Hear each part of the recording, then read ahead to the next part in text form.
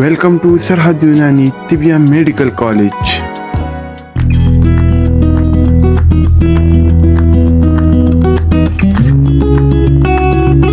में आज की हमारी दवा है प्लास पापड़ा।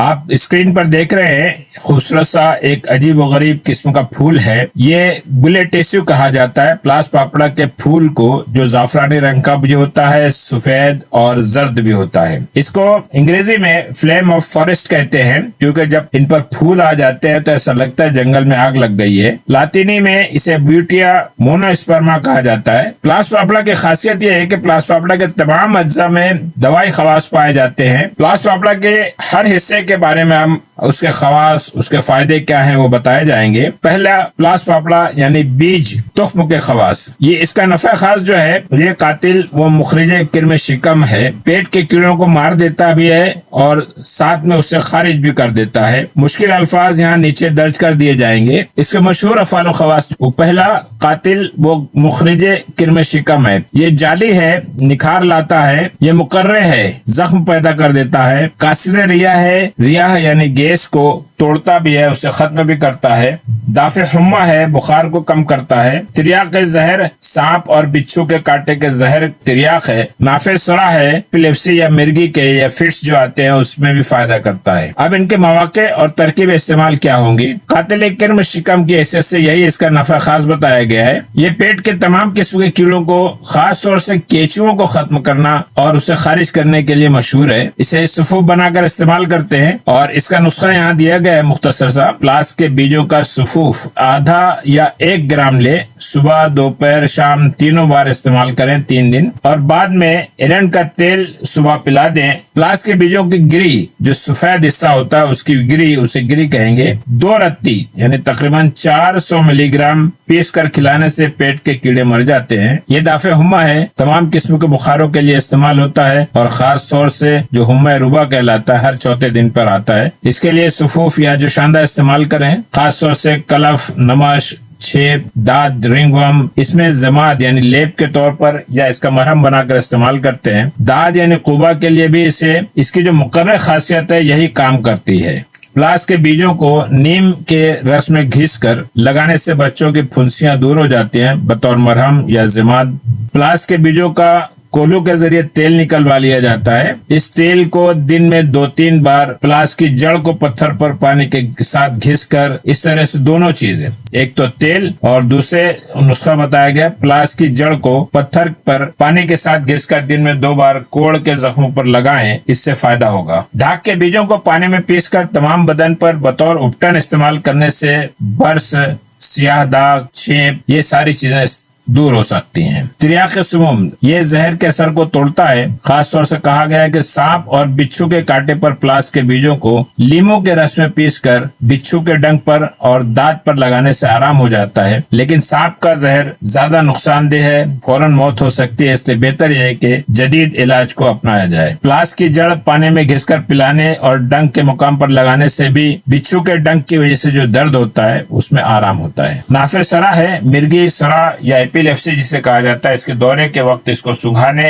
या इसका सरूद करने से, नाक में डालने से दौरा खत्म हो जाता है। दीगर अफाल, ये पुराना सर दर्द होता है, उसमें बहुत फायदा करता है। प्लास के बीजों को लीमू के रस में पीस कर लेप करने से बहुत दिनों का पुराना दर्द जो है वो 30 दिन में खत्म हो जाता है। अब गुले ढाक के बारे में बताते हैं, जिसे गुलेटिसु भी कहा जाता है। ये प्लास पापड़ा के फूल हैं। इसके मशहूर अफाल में पहला मुदर बौलहैज है, गुलेटिसु रादे मवाद है, यानी किसी जगह पर अगर कोई मवाद का इस्तेमाल हो गया है, वो वहाँ पर रुका हुआ है, तो उसे मुनासिब मुकाम की तरफ लौटाने का काम भी गुलेटिसु करता है। वहाँ पर इसे बतौर जमात इस्तेमाल करेंगे। इसे रादे मवाद कहते हैं, मवाद को पलटाने वाला, लौटाने वाला। मुहल्लिल आराम है, वर्मों को तहलील करता है, सूजन को कम करता है और मुसक्किन अलम भी है, दर्द को भी कम करता है। मुदर बौल हैज होने की वजह से इन अमराज में इस्तेमाल करेंगे। उसरे बौल, पेशाब तकलीफ से आना, तकतीरुल बौल, कतरा कतरा पेशाब होना, मुश्किल अल्फाज को यहाँ पर दिया गया है। हिसात गुर्दा व मसाना, इस्तिस्काए लहमी व कल्बी, चाहे बॉडी के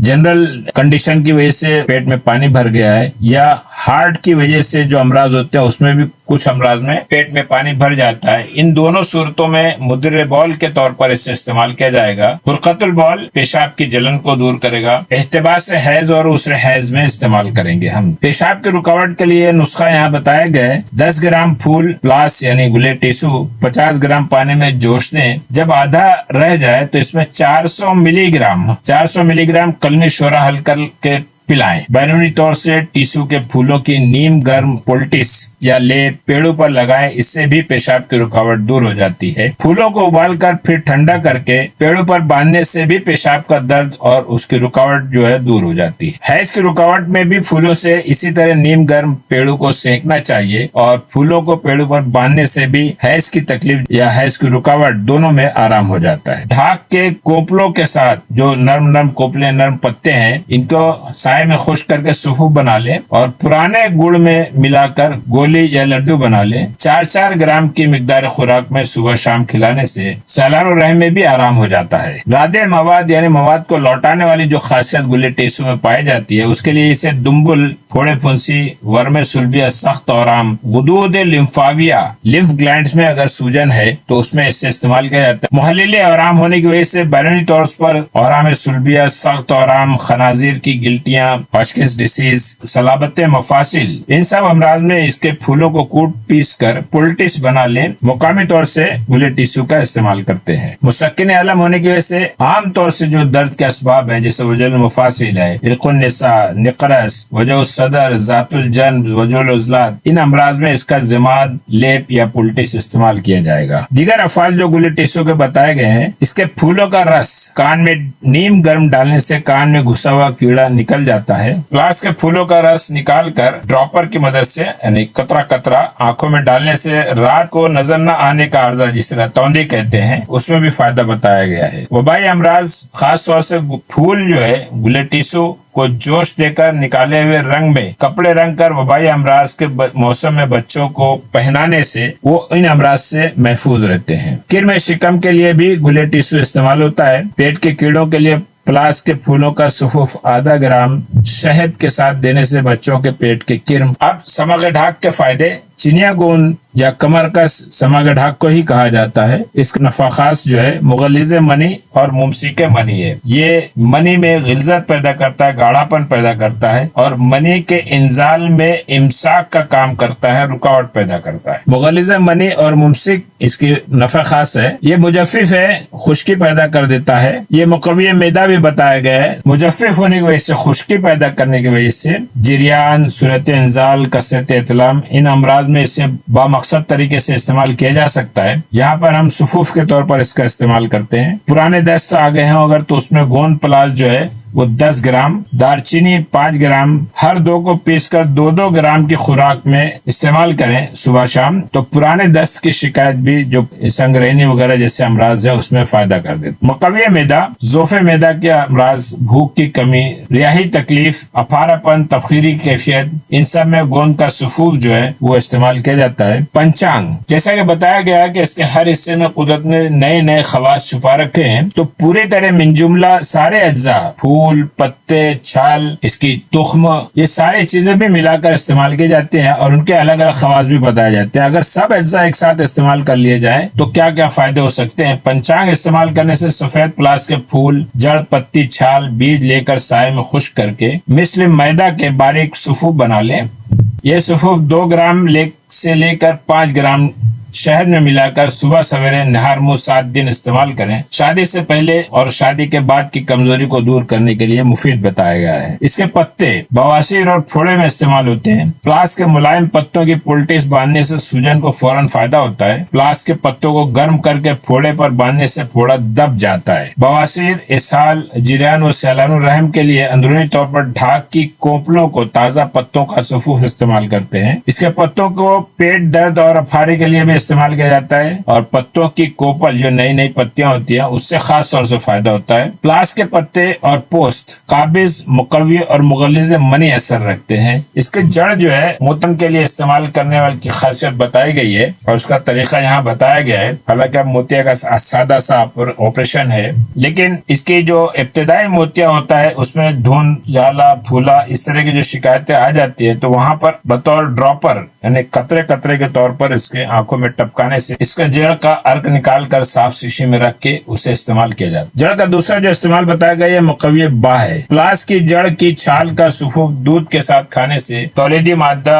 ज्यादा पैदा होता है। खराब जख्म के लिए भी इसको इस्तेमाल किया जाता है। ढाक की जड़ का छिलका, जड़ न मिले तो दरख्त का छिलका 100 ग्राम कूट कर 2 किलो पानी में जोश दें। जब आधा रह जाए छान कर खराब जख्मों को धोने से ऐसे जख्म भर भी जाते हैं और साफ भी रहते हैं। इसकी छाल सननुर रहम और इस्तिरखाए महबल में काम आती है। बैरूनी पोस्ट ढाक यानी ढाक के दरख्त की छाल जो है उसके जोशाने से सननुर रहम में अंदाम नहानी डूच किया जाता है, जिसकी वजह से सननुर रहम ल्यूकोरिया की शिकायत खत्म हो सकती है। ये डूच अंदाम नहानी के ढीलेपन को, वो लूजनेस को भी दूर कर देता है। मुरक्कबात, प्लास पापड़ा के जो मुरक्कबात हैं, तुख्म ढाक कहाँ इस्तेमाल होता है? अब्बे दीदान मिलता है। गुले ढाक जो है उसका अफजन आमतौर से तैयार किया जाता है। समग ढाक, सुफुफ सैलानुर रहम, माजूद सुपारी पाक, माजूद सुहाग सोट, ये मुरक्कबात मार्केट में अवेलेबल है। जदीद दरियाफ्त जो फाइटोकेमिकल्स इसमें पाए जाते हैं, जैसे कि हमने बताया, इसके हर हिस्से में नए नए अज्जा हैं। फ्लावर्स में कौन कौन से कीमियावी अज्जा पाए गए हैं, सीड्स में यानी बीजों में कौन से इसके फाइटोकेमिकल्स हैं, बार्क है, लीव्स है, गम है, रूट है, हर एक में नए नए अज्जा मौजूद है जिनकी वजह से इसके क्लिनिकल इफेक्ट्स आते हैं, दवाई खवास सामने आते हैं और इन अफाल खवास की तस्दीक भी हो चुकी है। जो खासियतें हम आमतौर से इसके इस्तेमाल जदीद दौर ने मालूम किए हैं वो anti diabetic, anti inflammatory, anti oxidant है, एंटी कैंसर है। इसमें ये जो सुर्ख किस्म के लेटर्स बताए गए हैं, इन खवास का अतिबा ने पहले से जिक्र किया है। वुंड हीलिंग इफेक्ट है, एंटी फालेरियल इफेक्ट है, सनस्क्रीन एक्टिविटी इफेक्ट है। ये आपके सामने कुछ रिसर्च आर्टिकल्स हैं जो मुख्तलिफ जर्नल्स में शाये हुए हैं। Journal of applied pharmaceutical science में है। इसमें कॉम्प्रिहेंसिव स्टडी रिव्यू किया गया है इसके फार्माकोलॉजिकल इफेक्ट के लिए कि ब्यूटिया मोनोस्पर्मा कहाँ कहाँ और किस तरह से उसका काम करता है और उसका पूरा एक जायजा इसमें पेश किया गया है। ये दूसरा है जो फार्माकोग्नोसी रिव्यूज के तौर पर है। ब्यूटिया मोनोस्पर्मा के बारे में बताया गया है लेकिन उसकी शनाख्त के बारे में ज्यादा जिक्र है। ये जो है ये क्लिनिकल रिसर्च का जर्नल है, international journal of pharmaceutical and clinical research. इसमें ब्यूटिया मोनोस्पर्मा का तफसीली जायजा लिया गया है। मिजाज, तुख्म ढाक जो है गर्म खुश्क दर्जे दुआम बताया गया है। गुले ढाक या समग ढाक, गोंद, गुले ढाक, टेसू, ये सर्द खुश्क दर्जे दुआम बताया गया है लेकिन माइल बहरारत है। मिकदार खुराक 500 मिलीग्राम से 1 ग्राम तक बीज इस्तेमाल करेंगे। गुले टेसू जो है 7 से 10 ग्राम तक इस्तेमाल किया जा सकता है। समक गोंद जो है उसकी 1 से 3 ग्राम इस्तेमाल करें और कोपल ताजा पत्तियां जो होती है 3 से 5 ग्राम तक इस्तेमाल की जा सकती है। इसके मुजर्रत तुख्म जो है वो अमा के लिए नुकसानदेह बताया गया है। गुल जो है वो चूंकि काबिज असर है इसलिए उसी मुलाजमत से इस्तेमाल किया जाए। मुसले के तौर पर अगर तुख्म के इस्लाह करना हो तो गुलाब इस्तेमाल करें। गुल के इस्लाह के लिए नमक या पुदीना इस्तेमाल किया जाता है और समक के इस्लाह के लिए कतीरा या गुलाब इस्तेमाल करते हैं। बदल के तौर पर तुख्म के बदल के तौर पर राई इस्तेमाल की जाती है। गुल के बदल के लिए गुले बाबूना और समक के लिए समक अरबी। ये रही प्लास पापड़ा की तमाम तफसील। थोड़ा लंबा वीडियो हो गया है लेकिन चूंकि हर अज्जा के अलग अलग खवास है इसलिए तफसीलन आपके सामने पेश करना पड़ा। प्लास पापड़ा के अफानो खवास और फायदे जानने के बाद अब ये हिस्सा खास जो यूनानी तलबा के लिए खास है और कुदरती माहियत और पहचान के लिए दिलचस्पी रखने वालों के लिए है। सबसे पहले मुतरादिफ नाम, अंग्रेजी में इसे फ्लेम ऑफ फॉरेस्ट कहते हैं। यानी ऐसा जब ये पूरी तरह आप बाएं जानिब देख रहे हैं, जब जंगल में इस तरह से इसके ऊपर फूलों की बहार आती है और पूरा जंगल में जितने दरख्त हैं उन पर इसी तरह नजर आता है तो ऐसा लगता है इस जंगल में आग लग गई है। इसे लातिनी में ब्यूटिया मोनोस्पर्मा कहा जाता है। उर्दू, फारसी, हिंदी प्लास, प्लाश, ढाक, टीसू, परनी भी कहते हैं। सिंधी में छाछरो, गुजराती में खाकरू और संस्कृत में प्लाश कहा जाता है। मराठी में काकरचा, पंजाबी में ढाक या प्लाश, कश्मीरी में संप्रानी, बंगाली में प्लश या गाछ कहते हैं। ढाक जो है ये एक दरमियानी साइज का 20 से 50 50 फीट तक ऊंचा दरख्त है जो जंगलों और पहाड़ों के दामन और बंजर जमीनों में काफी तादाद में कुदरतन उगा नजर आता है। ये आप देख रहे हैं सुर्ख एकदम फूलों से लदा हुआ। 3 किस्म के फूल होते हैं, सुर्ख भी रहते हैं, जर्द भी रहते हैं। ये आप देख रहे हैं जंगल में किस तरह से आग लगी हुई है। हर प्लास के दरख्त पर फूल उगा हुआ है। तना आमतौर पर टेढ़ा और बेतरतीब शाखों वाला होता है। यहाँ पर आप बताने की कोशिश की गई है। आप देख रहे हैं एक ये तना है और इसके ऊपर किस तरह से एक बल खाया हुआ है। आमतौर से जो दरख्त में तने टेढ़े मेढ़े होते हैं वो इसलिए रहते हैं कि वो काटे जाते हैं, लेकिन ये कुदरतन इस तरह से उगता है कि पूरा तना जो है वो टेढ़ा मेढ़ा नजर आता है। यहाँ पर आप खास तौर से देख सकते हैं किस तरह से ये बल खाया हुआ है। तो तना आमतौर से टेढ़ा होता है, बेतरतीब शाखों वाला, मुड़ा हुआ। तने की मोटाई तकरीबन 5 से 6 फीट तक मोटा हो सकता है। ये इसकी छाल खुरदुरी खाकस्तरी सुरमई होती है जो आप बाएं जानिब देख सकते हैं। पत्ते हर 6 से 18 सेंटीमीटर की डंठल पर 3 अदद 10 से 20 सेंटीमीटर लंबी सब्ज पत्तियां लगती हैं। ये आप देख रहे हैं। जब आप ये डंठल यहाँ से नापेंगे तो पूरा एक डंठल की जो साइज होगी, पूरी लंबाई जो है पहले 6 से 18 सेंटीमीटर की डंठल होती है और उस पर 3 अदद पत्तियां लगती है। ये 3 अदद पत्तियां ही इसकी खासियत है, इसीलिए ढाक के 3 पात कहा जाता है। ये 10 से 20 सेंटीमीटर लंबी होती है। ढाक की नई नई पत्तियां कोपले भी दवान इस्तेमाल होती है। ये आपको एक पत्ते की साइज नजर आ रही है। ये यहाँ आपको नजर आ रहा है कि किस तरह बीच में एक डंठल है लंबी सी, 6 से 18 सेंटीमीटर लंबी, और उस पर 3 अदद पत्तियां लग रही हैं। ये ताजा ताजा कोपले हैं जो आपको नजर आ रही हैं। ये ताजा कोपले भी साए में खुश्क कर ली जाती हैं और दवान इस्तेमाल होती हैं। फूल, ये आप जो बाएं जानिब देख रहे हैं, फरवरी से मार्च के दरमियान में ये बेशुमार शोख सुर्ख रंग के फूल लगते हैं। इनमें कोई बू नहीं पाई जाती। फूलों से लदा दरख्त दूर से ही पहचान लिया जाता है, पत्तियां नजर ही नहीं आती हैं। लेकिन जब फूल नहीं लगे होते हैं उस वक्त दूर से इस दरख्त को पहचानना भी मुश्किल हो जाता है। करीब जाकर खास 3 पत्तियों की वजह से इसे पहचाना जा सकता है। आप ये देख रहे हैं अभी फूल नहीं है इस जंगल में, हालांकि सारे के सारे ढाक के प्लास पापड़ा के पौधे हैं, दरख्त हैं, लेकिन इनमें फूल न होने की वजह से आप शनाख्त नहीं कर सकते कौन सा प्लास का है। लेकिन जब इसके अंदर फूल लग जाते हैं तो ये दूर से ही पहचान लिया जाता है। और किस तरह से सुर्ख जाफरानी रंग के फूल लगते, फूलों से लदा हुआ ये दरख्त है। और इसी के पास में ये देखो पीले रंग के, जर्द रंग के फूल है इसमें। और इस तरह से मैंने बताया कि 3 तरह के फूल लगते हैं, सुर्ख जाफरानी रंग के, सफेद और जर्द रंग के। ये सुर्ख रंग के फूल, ये जर्द रंग के फूल, और ये जमीन पर गिरे हुए सुर्ख फूल। ये तन्हा फूल आपको नजर आ रहा है। इसके फूल की खासियत ये है कि फूल में नारंगी, शोख सुर्ख रंग के या जर्द या सफेद रंग के खूबसूरत खास तर्ज के फूल लगते हैं। इनकी खासियत है बहुत अजीब किस्म के फूल होते हैं ये। इन फूलों को गुले टिश्यू कहा जाता है। हर फूल 5 पंखड़ियों वाला होता है। 2 जोड़ छोटी और एक बहुत ही खमदार तोते की चोंच की तरह की पंखड़ी होती है। ये आप देख सकते हैं। ये इस तरह से एक जो पंखड़ी होती है उसके अंदर बिल्कुल ऐसा लगता है तोते की चोंच है। पूरा हिस्सा ही वो अलग किस्म का एक अजीब गरीब किस्म का फूल है ये, जो दूर से ही पहचाना जा सकता है। अब ये फलियां लग चुकी हैं। प्लास में फूलों की बाहर आवरी के बाद उसी जगह 6 इंच से 1 फीट तक लंबी चपटी चपटी फलियां लगती हैं, जिसमें पहले भूरे रंग के कच्चे तुख्म पाए जाते हैं जो पक जाने पर गहरे रंग के हो जाते हैं। आप ये देख रहे हैं लंबी लंबी फलियां हैं, हालांकि बिल्कुल चपटी हैं, कोई बहुत ऐसा फैली हुई नहीं है। ये आप करीब से देख सकते हैं फलियों को, बिल्कुल चपटी पत्ते के जैसी ही नजर आ रही हैं, लेकिन ये इसमें फलियां हैं और इसमें किनारे में यहाँ पर तुख्म लगना शुरू हो जाते हैं अंदर। ये है उसका तुख्म। बीज जो है इसके प्लास या ढाक के बीज चपटे गोल बैजुई पैसे की तरह नजर आते हैं, जिससे सिक्के नजर आ रहे हैं। हर बीज 1 से 1.5 इंच तक लंबा और 1 इंच चौड़ा पतला पतला गोल होता है। इनके ऊपर का छिलका बारीक, चमकीला और झुर्रीदार होता है। इनमें सिलवटें पाई जाती हैं। आप देख रहे हैं, कर रहे हैं, सिलवटें पाई जाती हैं। जबकि अंदर ये सफेद रंग का होता है। इसके मग्ज में सफेदी होती पाई जाती है, यहाँ पर आप देख सकते हैं। जबकि अंदर ये सफेद जर्दी माइल मग्ज निकलता है। इसकी बू यानी इस बीज की बू जो है हल्की, मजा कड़वा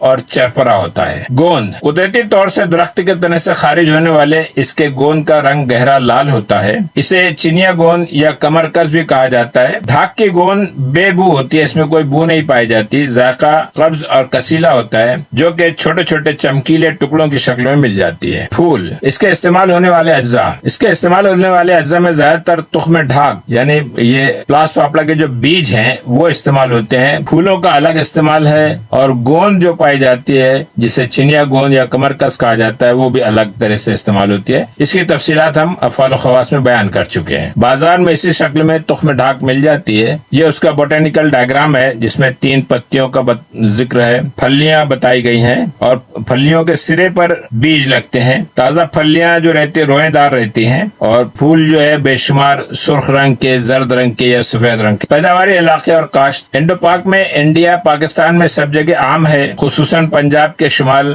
मशरकी इलाकों में रावलपिंडी नारवाल जिले में पाए जाते हैं। और ये दुनिया के इलाके हैं जहाँ बांग्लादेश, चीन, हिमालयाई इलाके, नेपाल, म्यांमार, श्रीलंका, वियतनाम और लाओस, इन इलाकों में कुदरतन तौर से प्लास के दरख्त पाए जाते हैं, लेकिन खास तौर से पाकिस्तान और हिंदुस्तान में इस इलाके में ज्यादा पाए जाते हैं।